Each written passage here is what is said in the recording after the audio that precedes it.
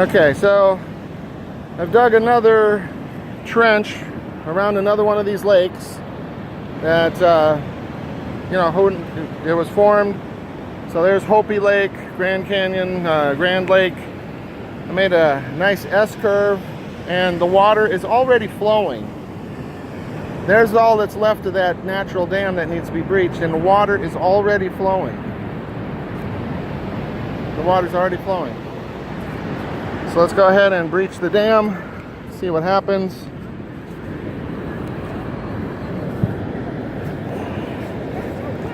Boom, a volcano, an earthquake of some sort, bang, natural dam breached. And the water, flood water, doesn't even try to cut through, or at least not very hard. It just takes the path of least resistance. And ultimately, given enough time, a few years at most,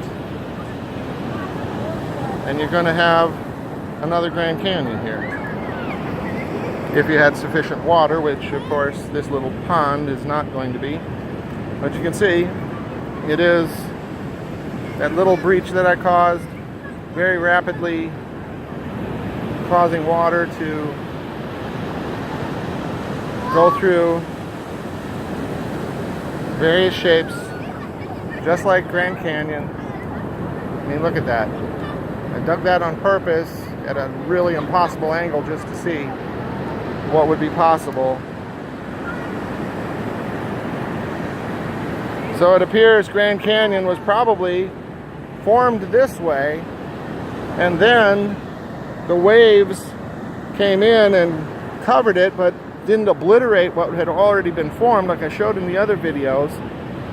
And then the side canyons formed on top of that, and the buttes and all these other things.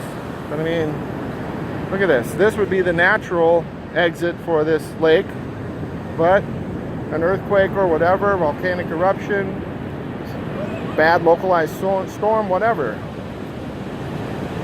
As I showed, it takes just a little shell. It takes a footprint to make enough of a depression that eventually could cause a dam breach. And then if there's already been water flow, slow water flow, like the evolutionists like to claim, that it already eroded a canal, it doesn't take very long before you get a Grand Canyon.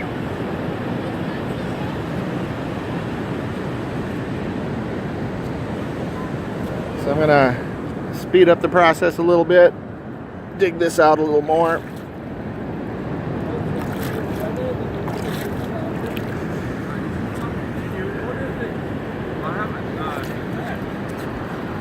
Yeah.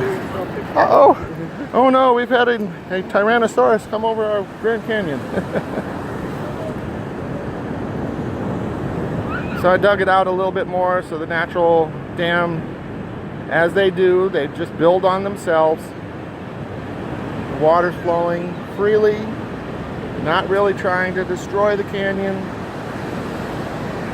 On a much larger scale, this would be considered flood water for my evolutionist friends who say that flood water can't flow.